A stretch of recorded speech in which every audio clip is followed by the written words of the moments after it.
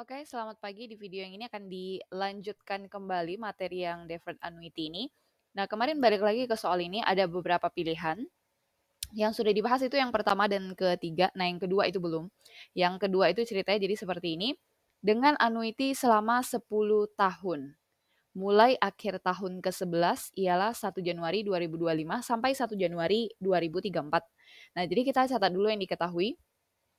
Kemarin video sebelumnya perusahaan kembang kenangan mendapat kredit, jadi kita tulis P-nya sebesar 50 juta dolar di sini. P sama dengan 50 juta dolar. Lalu tingkat suku bunganya 6%. Selama 10 tahun, N-nya 10 tahun. Jadi kita mau cari nilai berapa pembayaran kembali annuity-nya. Nah, cuma perlu diketahui bahwa untuk metode yang kedua ini, cara kedua, dia itu bayarnya pembayaran kembali dengan annuity selama 10 tahun, tapi mulai akhir tahun ke-11. Jadi misalnya, ini dari awal dia 1 Januari 2014, selama 10 tahun pertama dia tidak bayar sama sekali. Nah, nanti di tahun ke-11 dia baru mulai angsur. Jadi A-nya itu start di sini. Selama di sini tidak ada pembayaran sama sekali. Nah, berarti ini kalau misalnya masa tidak bayar ini namanya grace period. Nah, nanti jadi A yang kita harus hitung itu adalah angsuran yang harus kita hitung nanti, annuity per tahunnya, itu nanti di sini kita hitungnya mulai dari tahun ke-11 gitu. Nah, untuk mencari annuity diketahui P, kemarin kita pakai rumus yang untuk mencari annuity diketahui P. Nah, kita pakai ini ya, capital recovery ya, untuk mencari annuity diketahui P. Nah, cuma P di sini tidak boleh menggunakan P 50 juta. Karena nilai 50 juta tuh di awal sini nilai 50 jutanya. Sedangkan selama periode ini sampai ke tahun ke-10 itu kan tidak bayar sama sekali. Jadi nilai pinjaman dia 50 juta, setelah 10 tahun lagi udah bukan 50 juta lagi, tapi 50 juta ditambah bunga-bunganya. 50 juta ditambah bunga-bunganya. Nah, jadi kita mau tahu, sekarang nilai uang kita 50 juta, kita mau tahu 10 tahun lagi 50 juta kita udah berapa sih? Nah, berarti kita mau cari nilai masa depannya setelah 10 tahun kemudian. Ingat ya, nilai uang kita sekarang 50 juta, kita mau tahu 10 tahun lagi uang kita berapa sih, jadi kita mau cari F-nya. Nah, kalau kita mau cari F diketahui P, kita pakai rumus, kita cari satu-satu ya di antara keenam ini. Mau cari F diketahui P. Kalau discount factor itu mau cari P diketahui F, kebalik. Kita mau cari F-nya. 10 tahun kemudian berapa nilai uang kita. Jadi kebalikan dari discount factor itu mau cari F diketahui P ya. Ini F diketahui A. Nah, ini mau cari F diketahui P adalah rumus compounding factor. Jadi kita coba pakai rumus compounding factor. F sama dengan P kali 1 tambah I pangkat N. Nah, P-nya kita pakai 50 juta. 1, 2, 3, 4, 5, 6 kali 1 tambah I-nya 6%. Jadi 1,06 pangkat 10 pangkat N. Nah, ini saya hitung dulu pakai kalkulator. 1,06 pangkat 10 kali 50 juta. 1, 2, 3, 4, 5, 6. Di tempat saya dapatnya 89 juta 542.384,83. 89.542.384,83. Kita lihat yang ada di modul nilainya berapa. Di sini harusnya. Nah, ini cara keduanya ya. 89.542.400. Oke. Nah, kalau punya saya kita bulatkan penuh ya. Cara bulatkan penuhnya kemarin saya bilang, perhatikan belakang angka belakang koma 8. 8 itu lebih dari 5. Berarti 4-nya harus kita tambah 1. 4 tambah 1 jadi 5. Nah, lalu setelah koma kita hapus semua angkanya. Nah, jadi ini dibuatkan penuh ya. Jadi sekarang pinjaman kita yang semula 50 juta itu setelah 10 tahun kemudian bukan 50 juta lagi, tapi 50 juta ditambah bunga-bunganya, nilai kita nanti pinjaman kita di tahun ke-11 ini nilainya itu jadi 89 jutaan. Jutaan sekian-sekian ya. Jadi bukan 50 juta lagi tapi 89 jutaan. Jadi ketika kita mau hitung angsuran yang A ini, kita hitung angsuran itu kan pakai rumus A. Di sini aja ya capital recovery. Nah, kita kan kalau mau hitung angsuran diketahui P, kita pakai rumus recovery. Sama seperti ini ya, cara pertama dan cara ketiga. Nah, capital recovery kan rumusnya yang ini. Angsuran diketahui P. Tapi P-nya jangan pakai 50 juta lagi ya. Harus pakai yang tadi, yang sudah kita hitung. Nah, jadi saya tuliskan dulu rumusnya. Oh, sebentar.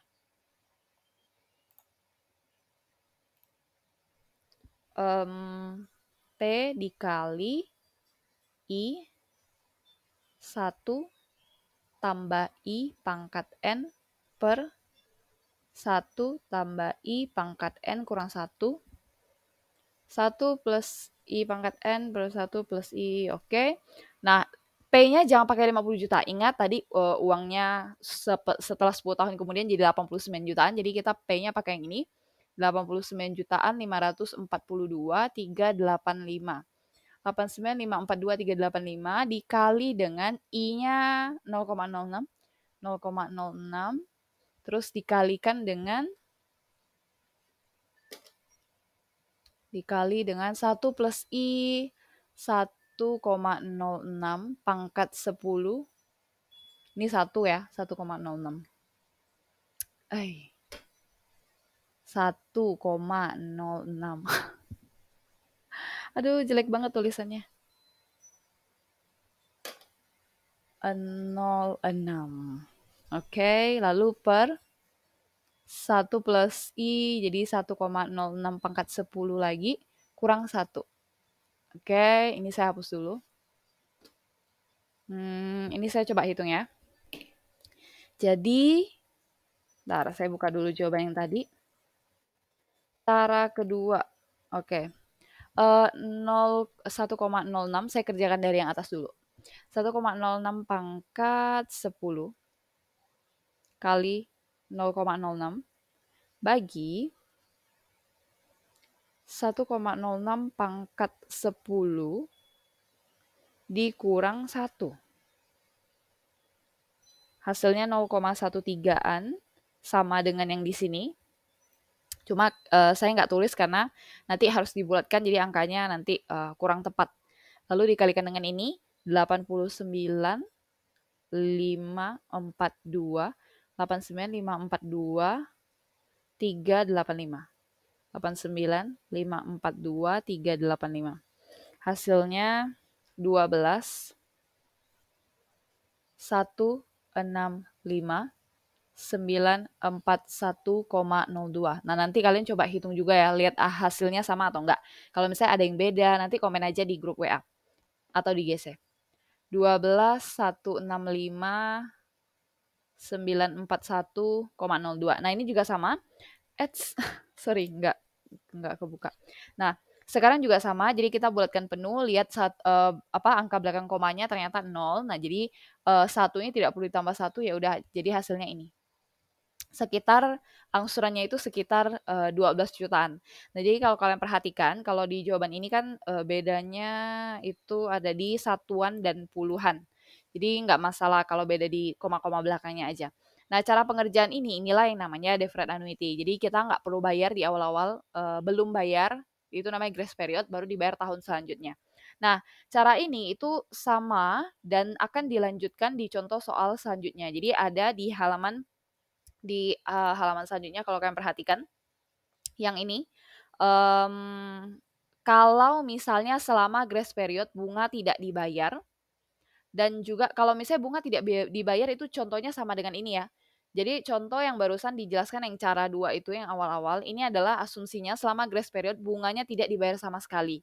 Tapi kalau misalnya yang ini, yang di PowerPoint kalian sekitar slide 45, itu asumsinya selama grace period bunganya tuh dibayar. Jadi misalnya, ini kalau kalian perhatikan, ini grace periodnya, uang kita dari 50 juta ke tahun ke-11 itu berarti jadi 89 jutaan. Karena kita nggak bayar bunga. Jadi nanti pas tahun ke-11-nya baru nyicil-nyicil bayar. Tapi di contoh soal yang ini, grace period bunga dibayar, itu berarti nanti uang 50 juta di sini, nilainya akan tetap 50 juta di sini. Tapi dengan syarat bunga-bunganya itu harus dibayar selama ini. Jadi di tahun yang 10 tahun pertama itu dia bayar bunga terus.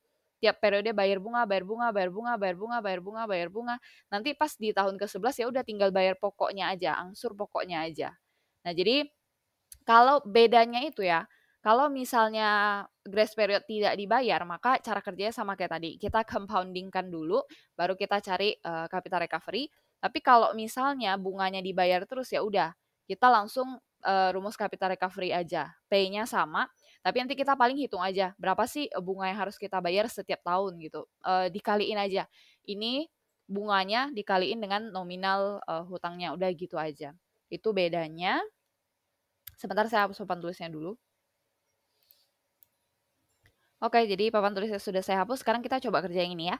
Hutang sebesar 1 juta. Nah, berarti P-nya kita tulis 1 juta. 1, 2, 3, 4, 5, 6.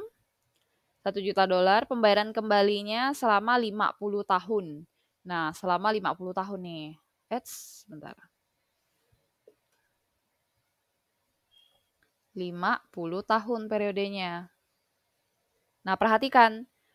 Selama 50 tahun ini, grace periodnya itu 10 tahun. Jadi 10 tahun pertama itu grace period. Grace period berarti kita nggak perlu bayar. Terus selama grace period bunganya tidak dibayar. Nah, kalau bunga tidak dibayar, ingat ya, ini versi bunga tidak dibayar selama grace period. Nah, jadi nilainya di sini P di sini kalau tidak dibayar ya, nanti pas di tahun ke berarti 10 tahun ke-11 P-nya itu akan menjadi P plus bunga-bunga. Jadi nilainya udah bukan 1 juta lagi, tapi P plus bunga-bunga dan harus dihitung dengan rumus compounding factor gitu ya. Nggak apa-apa lah dicoret ya, kecoret. Oke, tingkat suku bunganya 6%, 6%. Nah, ini perhatikan N-nya ya, karena kita mau menghitung angsuran nih, angsuran per tahunnya, annuity-nya. Berarti kita angsurnya itu nanti mulai tahun ke-11 sampai akhir. Dari 50 tahun ini, 10-nya grace period. Berarti sisanya dari 50 ini, 10-nya grace period. Berarti kita ngangsurnya nanti tinggal 40 tahun. Maka di sini nanti tinggal 40 tahun untuk N-nya gitu ya. Nah, ingat karena bunga tidak dibayar sama grace period, berarti kita harus compoundingkan dulu. Kita pakai rumus compounding ini. Sama rumusnya, kalau misalnya kalian mau lihat lagi, boleh lihat di bagian sini juga. Compounding factornya P plus 1 plus I pangkat N. Jadi, saya balik lagi di yang tadi. Yang ini. Nah, jadi P-nya itu 1 juta. 1, 2, 3, 4, 5, 6. Sebentar. Saya klik di papan tulisnya dulu. Dikali 1 plus I. I-nya kita sama 6%, jadi 1,06 juga kalau diubah ke desimal. Pangkat 40 ya, ingat. Bukan 50. Jadi, hati-hati dong. Oh ya, grace period-nya 10 tahun ya. Nah, ini nggak boleh salah nih. Grace period-nya itu 10 tahun. Nih, perhatikan. Grace period-nya itu 10 tahun. Jadi kita compounding-nya juga harus 10. Oke, harus hati-hati nih. Jadi 1,06 pangkat 10 baru dikalikan dengan 1 juta. 1, 2, 3, 4, 5, 6. Hasilnya 1.747.697.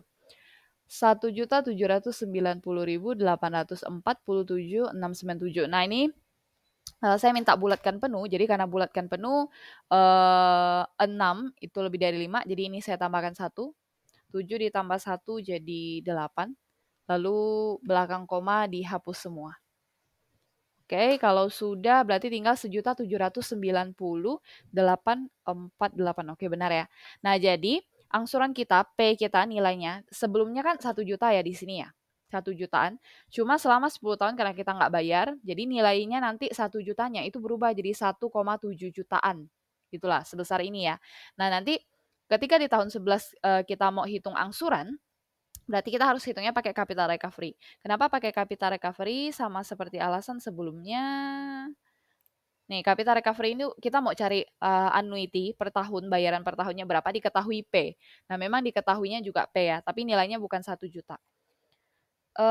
Bentar. Nah, oke, balik lagi ke sini. Nah, ingat, P di sini bukan 1 juta lagi, tapi udah di compounding selama 10 tahun jadi 1,7. Jadi di sini P-nya kita pakai 1790, 848 dikalikan dengan, nah ini, I-nya 0,06 saya ubah ke desimal, dikali 1 plus I, jadi 1,06 pangkat, nah hati-hati ya, N-nya berarti sisanya 40 tahun. 40 per, ini 1 plus I 1,06, pangkat 40 kurang 1. Saya hitung dulu, saya hitung dari atas, 1,06 pangkat 40 kali 0,06 bagi 1,06 pangkat 40 kurang 1. Hasilnya 0,06-an. Nah, kurang lebih seperti ini ya, 0,064. Cuma kalau ini dibulatin punya saya enggak, langsung kaliin dengan 1, bentar. Stop. Oke. Dikalikan dengan 1,790,848. 1,790,848. Hasilnya 119,022, kosongnya jelek amat ya.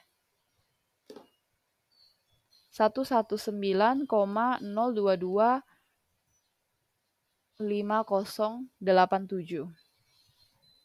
119.022,5. Oke. Nah, 5 ini juga bulatkan penuh. Nah, 5-nya itu juga pokoknya 5 ke atas ini harus tambah 1.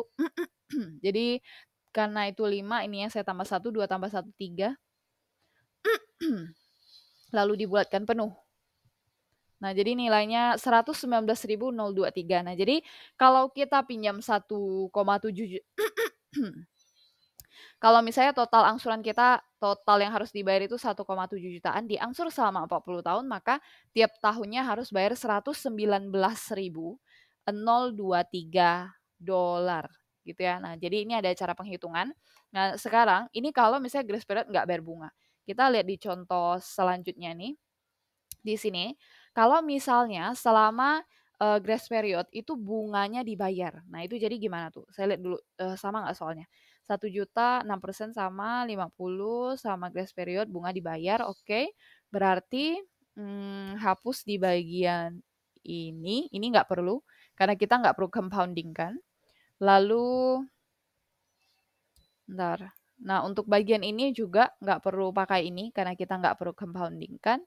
Ini hapus, lalu ini hapus, ini hapus. 10 tahun grace period, ini benar, bunga dibayar. Nah, sekarang ceritanya begini ya, untuk cara yang di PowerPoint ini. Ini asumsinya selama grace period itu bunga dibayar. Ini grace periodnya selama 10 tahun, dia nyicil bunga. Jadi nanti nilai 1 juta di sini dengan 1 juta di 10 tahun kemudian itu P-nya tetap 1 juta.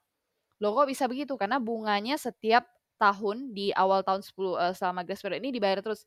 Bayar bunga, bayar bunga, bayar bunga, bayar bunga, bayar bunga. Bandingkan dengan yang tadi ya. Yang tadi itu nilai di sini jadi 1,7 jutaan. Kenapa? Karena 700-nya dia nggak bayar di awal. Tapi karena ini dia bayar terus nih di awal bayar bunga, bayar bunga, bayar bunga. 700-an ini udah diakumulasi di awal-awal ini. Jadi dia tetap tinggal bayar 1 jutanya aja. Nah, sekarang kita mau tahu. Dia tiap tahun itu bayar bunga berapa banyak sih bunganya, ya udah hitung aja manual gitu. Bunga yang harus dibayar setiap tahun selama grace period. Nah, kita mau lihat nih berapa bunga harus kita bayar. Ya udah tinggal 1 juta. 1 juta dikalikan aja dengan 6%. 1 juta dikalikan 6%. 1, 2, 3, 4, 5, 6. $60.000 per tahun. Nah, jadi ini kan ada 10 tahun ya. Jadi tahun pertama, kedua, ketiga, keempat, kelima, keenam, ketujuh, ke-8, ke-9, 10 dia bakal bayar bunganya aja. Jadi $60.000 aja tiap tahunnya. Terus nanti pas di tahun ke-11, nah itu baru dia bayar angsuran plus bunga-bunganya, baru kita pakai capital recovery. Nah, P-nya tetap 1 juta ya. Kenapa? Karena tidak di compounding, tidak plus-plus bunga karena bunga ini dicicil duluan. Jadi nilainya di sini tetap 1 juta, 1, 2, 3, 4, 5, 6, terus nanti saya coba kali 1, ini sama bayarnya sama 40 tahun, jadi nilai di situ 40. 1,06 pangkat 40, saya kerja yang dari atas dulu ya, kali 0,06 bagi dengan 1,06 pangkat 40 kurang 1 tutup kurung. Jawabannya 0,66 gitu, sama dengan ini. Terus kita kalikan dengan 1 juta. 456, hasilnya 66.000. 66.461,535 66461 oke. Lalu kita buatkan belakang koma karena ini belakang komanya 5, berarti ininya harus tambah 1. 1 tambah 1 itu berarti 2. Lalu ininya setelah koma saya hapus semua, kan bulatkan penuh. Nah, jadi nanti tiap tahun selama 40 tahun dia harus bayar setiap tahunnya 66.462 selama 40 tahun untuk melunasi 1 juta dolarnya dia. Jadi seperti itu ya. Nah, di sini ada tambahan kasus lagi, gimana kalau misalnya ada kalanya grace period tingkat suku bunganya ditetapkan lebih rendah daripada periode angsuran. Jadi selama grace period ini misalnya ya selama 10 tahun di sini, itu kita ditetapkan 4% aja. Jadi kamu cukup bayar bunga selama ini 4% aja. Tapi kalau misalnya ini ya 4% dibayar setiap akhir tahun, berarti dia tetap angsur bunga, tapi setelah itu dan sesudah itu 6%. Sesudah ini 6%. Nah, jadi cara hitungnya bagaimana? Cara hitungnya berarti sama, untuk yang bagian ininya tetap diangsurnya pakai bunga 6%, cuma nanti bedanya di ini aja. Di grace periodnya kita ganti 4% aja. Jadi nanti di bagian sini karena ditetapkan bunganya lebih kecil, ya udah tinggal dikali 4% aja. Kalau misalnya ya bunganya beda ya. Jadi mungkin sekitar 40 juga harusnya, 40.000. Bentar. 104, oke benar 40.000. Jadi bedanya di ini aja, bunga harus dia bayar tiap tahun itu 40.000, terus ininya gitu. Jadi ini kalau misalnya dia keterangannya bunganya dibayar akhir tahun, maka seperti ini. Tapi kalau misalnya dia bunganya pertama beda, satu 4%, satu 6%, tapi dia bunganya tidak dibayar akhir tahun. Jadi nanti compoundingnya pakai 4%, hitung akhirnya pakai 6% gitu ya. Jadi nanti disesuaikan aja dengan soalnya. Udah itu aja materi untuk yang deferred annuity. Jadi materi UTS kita sampai di sini. Pelajarilah semua materinya. Jadi untuk teori berarti semua teori yang udah disampaikan, sedangkan untuk yang hitungan itu time value of money, deferred annuity, annuity due, pelajari semua beserta rantai Markov atau Markov chain. Gitu ya. Kalau ada yang mau ditanyakan boleh ditanyakan di WA group.